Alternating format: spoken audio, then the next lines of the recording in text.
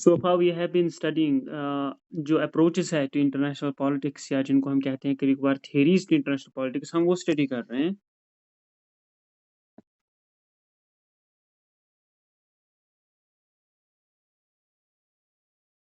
So far we studied न्यो realism जो है Kenneth Waals की वो हमने स्टडी किया एंड लास्ट टाइम हमने डेमोक्रेटिक पीस थ्योरी जो है उसको स्टडी किया एंड राइट देन जो आज हमने अप्रोच स्टडी करना है दैट इज फेमिनिस्टिक पर्सपेक्टिव से हमने देखनी है.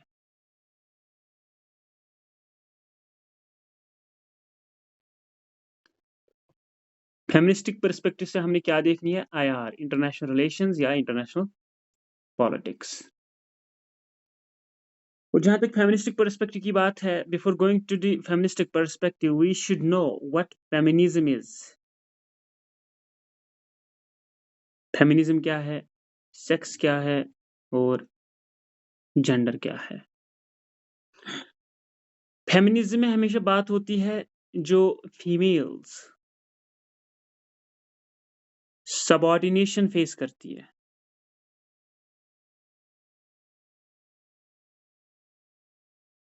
मेल डोमिनेंस के तहत. वो मेल डोमिनेंस जो होती है उस सोसाइटी को हम कहते हैं पैट्रियार्कल सोसाइटी. पैट्रियार्की.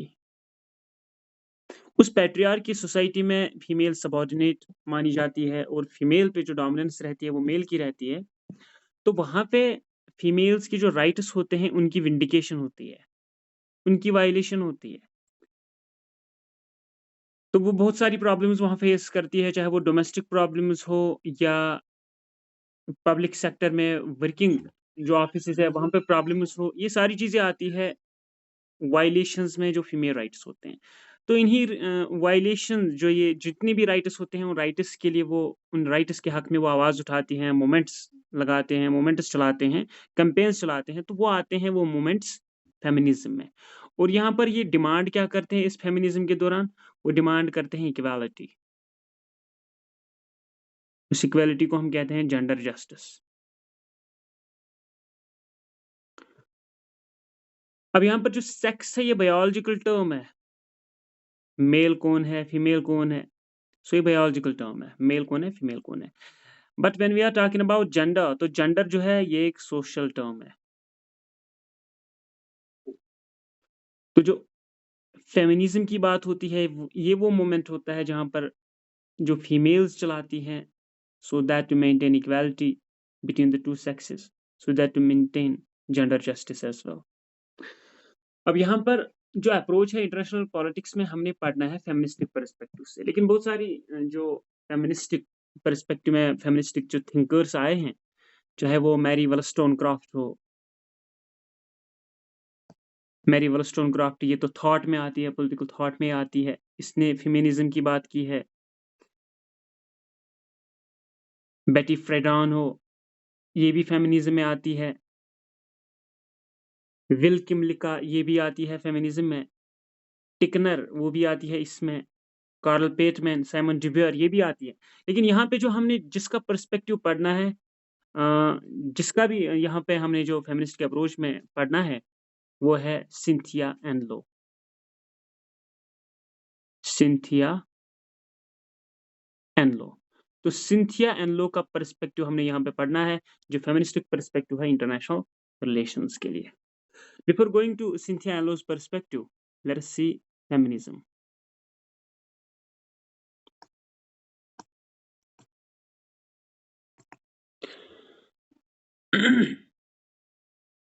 जब हम फेमिनिज्म को डिफाइन करते हैं तो ये डायरेक्टली रिजेक्ट करता है. क्या रिजेक्ट करता है? It rejects male dominance in international relations.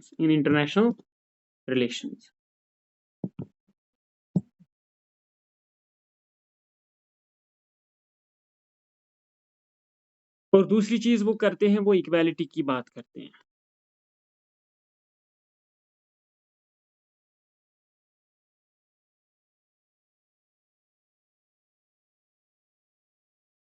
तो एक तो मेल डोमिनेंस के खिलाफ वो आवाज उठाते हैं, इसको वो रिजेक्ट करते हैं. पैट्रियार्कल सोसाइटी को वो रिजेक्ट करते हैं और इक्वालिटी की भी बात करते हैं.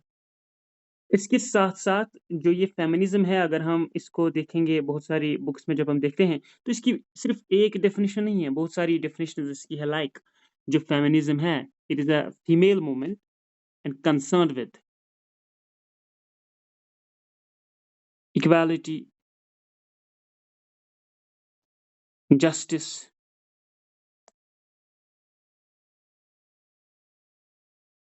एलिमिनेशन ऑफ वुमेन्स सबऑर्डिनेशन या एलिमिनेशन ऑफ वुमेन ऑप्रेशन। ये फेमिनिज़्म को हम डिफ़ाइन कर सकते हैं। It stands for equality, bringing about justice, elimination of women operation acts.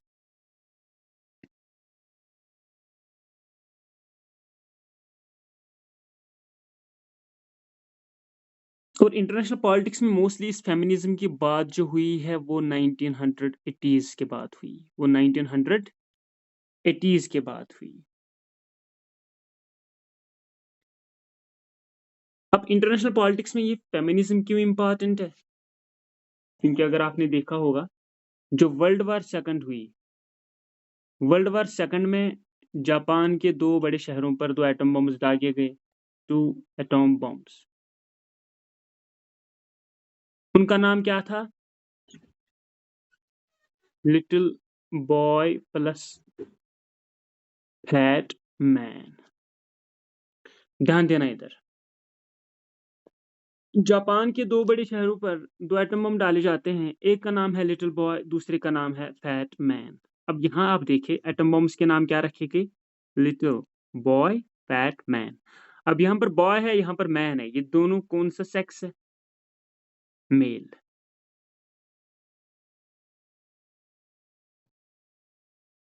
और इसीलिए ये कहा गया कि वुमेन जो है वो किसी से कम नहीं।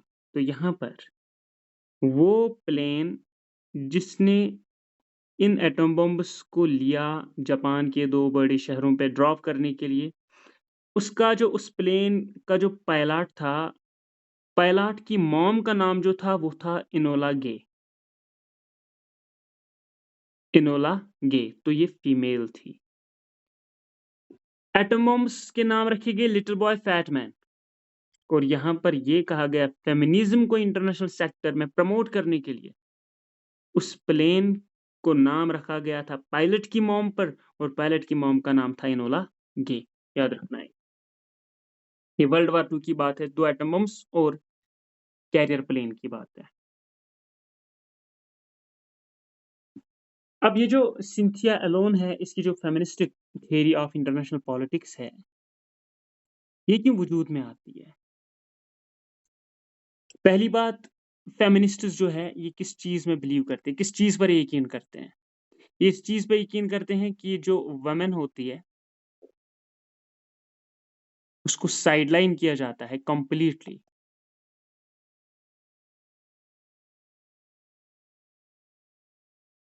कहाँ पर इसको साइडलाइन किया जाता है? Women completely sidelined in international relations. कैसे? Because of male dominance. क्यों? क्योंकि वुमेन को ज़्यादा चांसेस नहीं मिलते हैं to take part in the decision making process, to take the decisive positions. यानी डिसिसिव पोजीशंस वो होती है जहां पर आप डिसीजन मेकिंग स्टेटस हासिल करते हो, लेकिन वो फीमेल्स को नहीं मिलता है। इसीलिए सबऑर्डिनेट और साइडलाइन हो जाती है इंटरनेशनल पॉलिटिक्स में बिकॉज ऑफ मेल डोमिनेंस। और इससे क्या हो जाता है? यहाँ पर जो इंपॉर्टेंट कॉन्सेप्ट्स आते हैं लाइक सॉवरेनिटी, लॉज, उन सब पे जो कंट्रोल और डोमिनेंस रहती है वो किसकी रहती है? वो मेल की रहती है। तो इसलिए यहाँ पे जो फेमिनिज्म में पहला पॉइंट सिंथिया एनलो देती है, वो कहती है वुमेन जो है इंटरनेशनल पॉलिटिक्स में कंप्लीटली साइडलाइन की जाती है, मतलब एलिमिनेट की जाती है। कैसे? Because of male dominance. क्योंकि डिसिसिव पोजीशंस जो है, जैसे सॉवरेनिटी पे बात करना, लॉज पे हक रखना, वहां पर डोमिनेंस जो है वो मेल की है, वो मेल की है।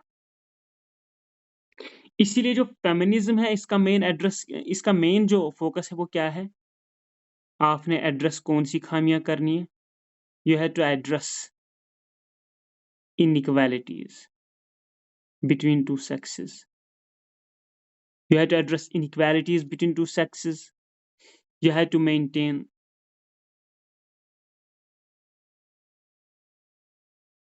justice between two sexes. You have to maintain justice between two sexes. लेकिन यहाँ पर देखा गया है, जैसे पहले पॉइंट में हमने देखा वुमेन्स जो है उनको कंप्लीटली साइडलाइन किया जाता है। तो जब उनको साइडलाइन किया जाता है, इंपॉर्टेंट सारे पोस्ट जो है उन पे डोमिनेंस जो रहती है वो मेल की रहती है।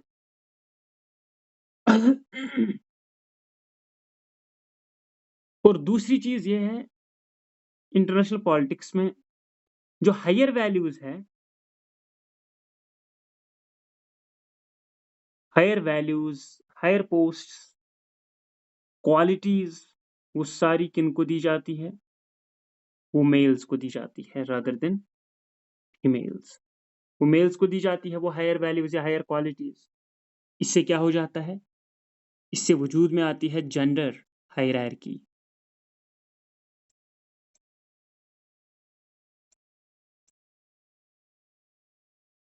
जेंडर हायरार्की वजूद में आती है। ये जेंडर हायरार्की क्या होती है? देखो, हायरार्की में हम कहते हैं, अगर हम हायरार्की की बात करते हैं, हम यहाँ पर कहते हैं फ्लो ऑफ अथॉरिटी। यहाँ पर आपको बॉस कंट्रोल करता है और आप सारे इसके सबऑर्डिनेट्स होते हो। तो यहाँ पर जब जेंडर हायरार्की की बात आती है, तो जेंडर हायरार्की में जो है मेल, या इसको हम मेलनेस भी कहते हैं, ये मेलनेस जो है ये किसको डोमिनेट करती है? इसको किन पर प्रिविलेज मिलता है?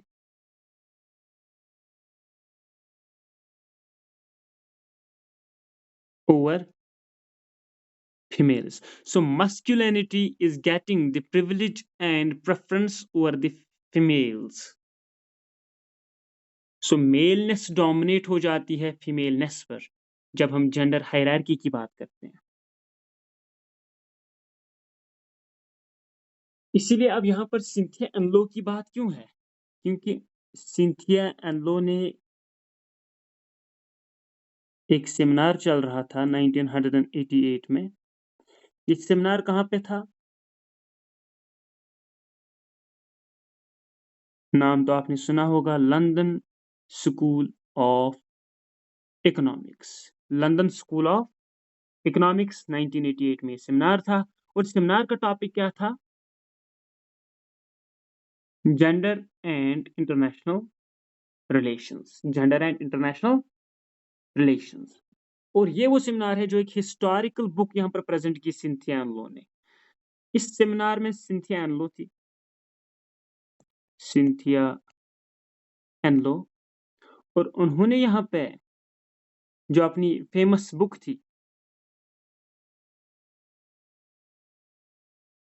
उसका यहाँ उन्होंने तज़किरा किया। इस सेमिनार के बाद वो वजूद में आई 1989 में, और उस बुक का जो नाम था वो ट्रिपल बी से था। Triple B stands for bananas, beets and bases. Bananas, beets and bases. और ये जो बुक है ये मार्क करती है feminist sense of international politics.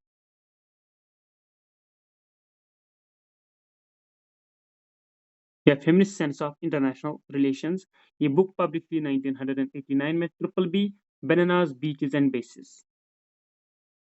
यहाँ पर असल में इस बुक में सिंथिया एनलो जो है ये क्वेश्चन करती है। ये किस बात की पे क्वेश्चन करती है? पॉलिसी, इंटरनेशनल जो पॉलिसी मेकिंग है उस पे क्वेश्चन करती है। इंटरनेशनल पॉलिसी मेकिंग में इस बात पे क्वेश्चन करती है, क्या अगर जो फीमेल्स है वो बहुत अहम किरदार निभाती है, अगर हम बात करेंगे प्रोडक्शन की, लाइक बनाना प्लांटेशन में उनका बड़ा अहम किरदार है।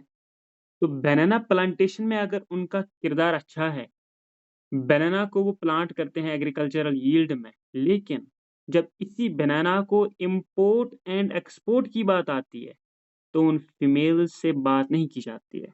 वहाँ पर उनको वैल्यू नहीं दिया जाता है, वहाँ पर उनको क्रेडिट नहीं दिया जाता है, तो वहाँ पर वो सबऑर्डिनेट हो जाती है। वहाँ पर वो मेल डोमिनेंस के तहत रह जाती है। या मिलिट्री बेसिस में इनकी हेल्प ली जाती है, चाहे वो कुकिंग हो या बाकी चीज़ें हों, या बीचेज़ पे भी वो कुछ कंपल्शन के तहत काम करती है या दूसरे तरीके कुछ होते हैं। तो चाहे वो बनानास की बात हो, बीचेज़ की बात हो, बेसिस की बात हो, हर एक जगह पे इन पर्टिक्युलर अगर आप देखेंगे, बनानास प्रोडक्शन एंड प्लांटेशन में उनका बहुत अहम किरदार है। लेकिन जब बनानास को इम्पोर्ट और एक्सपोर्ट करने की बात आती है, तो उनको कोई भी डिसीजन रिगार्डिंग स्टेटस वुमेन को नहीं होता है। वुमेन को नहीं होता है। तो इससे क्या हो जाता है, एक फीलिंग सी आ जाती है that you are subordinate to males. That is where gender hierarchy आप पे राइज हो जाती है। दैट इज वायर आप फेमिनिज्म के लिए बात करते हो।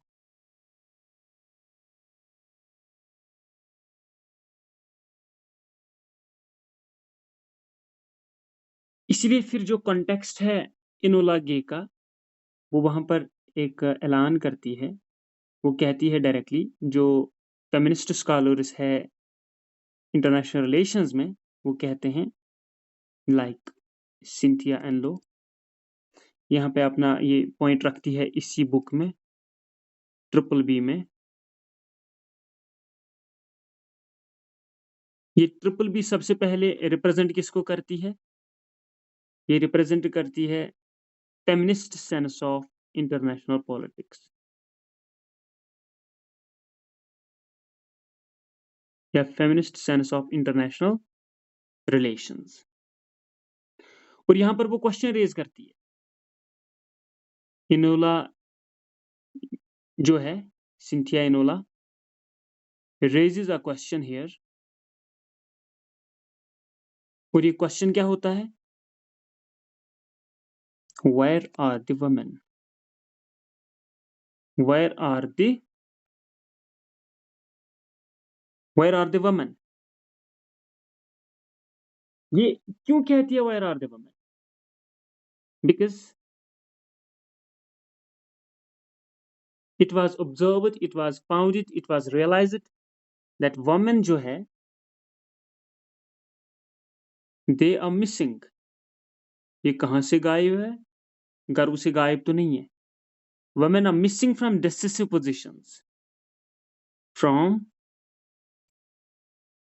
Decisive positions. डिसिसिव पोजिशंस वो पोजिशंस होती है जहां पर आपकी बात जो है इम्पैक्ट करती है। एक सिस्टम के रिलेटेड होती है, लोगों के रिलेटेड होती है, पॉलिसी के रिलेटेड होती है, लॉज के रिलेटेड होती है, सॉवरेंटी के रिलेटेड होती है। एक सिस्टम में आपकी बात असर रखती है क्योंकि आपको वो पोस्ट मिलती है, आप डिसीजन मेकिंग में हिस्सा लेते हो। लेकिन यहाँ पर अपोजिट है। तो फेमिनिस्ट पर्सपेक्टिव में ट्रिपल बी में रेज करती है सिंथिया एनलो ये question, where are the women, as these women are missing from decisive positions. These are missing from decisive positions. उसके बाद वो यहाँ पर अपना रेडिकल जो फेमिनिज्म है उसका स्लोगन देती है। और वो स्लोगन क्या है? वो स्लोगन था पहले, personal is political. Personal is political. और ये नारा किसने दिया था? कार्ल हेंश ने। कार्ल हेंश ने नारा दिया था पर्सनल इज पॉलिटिकल, मतलब फीमेल्स जो भी पर्सनल प्रॉब्लम्स फेस करती है, it is because of the existing political system. तो फीमेल्स की जितनी भी पर्सनल प्रॉब्लम्स है, all these very problems are because of the existing political system. That is why Carl Hanisch ने नारा दिया था personal is political. So personal problems, personal exploitation जो फीमेल्स फेस करती है, it is because of the existing political system. और इसी slogan को ये जो सिंथिया एनलो है,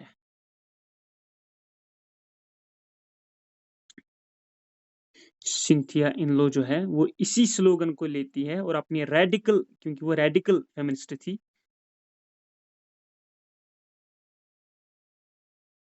रेडिकल फेमिनिस्ट, और वो इस स्लोगन को क्या बनाती है,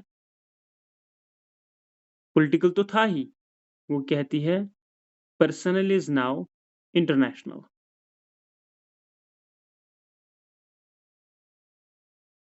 पर्सनल इज नाउ इंटरनेशनल।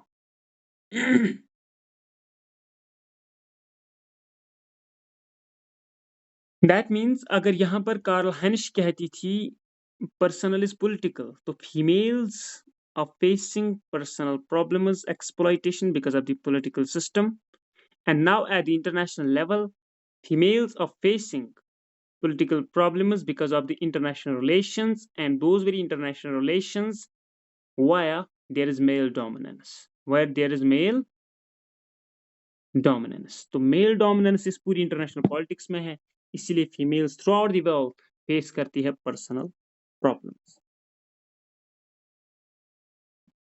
और यहाँ पर इनोला जो है, सिंथिया इनोला, ये कहती है had women been in decisive positions, had women been in decisive positions, decisive posts, तब क्या होता, तो बहुत चांसेस थे अवॉइडिंग वॉर के साथ साथ इक्वालिटी के, जेंडर जस्टिस के, एटसेट्रा। लेकिन ऐसा तो है नहीं, रियल वर्ल्ड में वुमेन जो है वो मोस्टली प्रॉब्लम्स फेस करती है।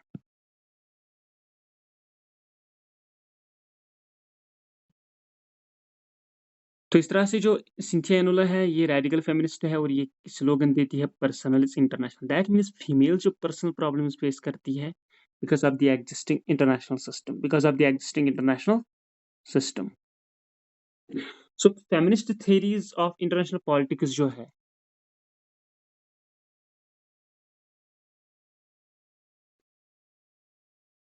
उनका फोकस किस बात पे रहता है, फोकस इस बात पे रहता है जो नेग्लेक्ट किया जाता है, क्या, neglected role of women in global affairs. तो इस बात पे फोकस रहता है ये जो है feminist theories of international politics, role is focus इस बात पे रहता है जो वुमेन का रोल है उसको नेग्लेक्ट किया जाता है।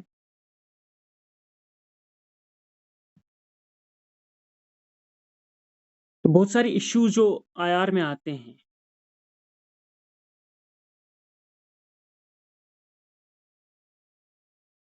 मेजर इश्यूज जो आईआर में आते हैं, चाहे वो वार की बात हो,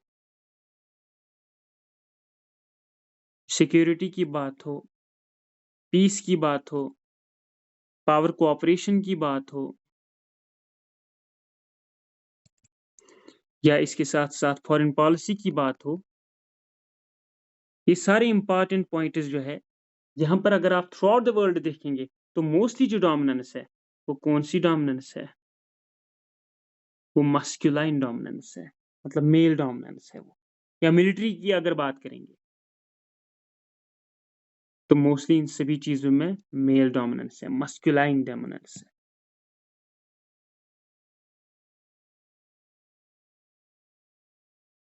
इसीलिए फिर वर्ल्ड में क्या होते हैं, मूवमेंट्स होते हैं, और उन मूवमेंट्स को हम कहते हैं वो फेमिनिस्ट मूवमेंट्स होते हैं, फेमिनिज्म।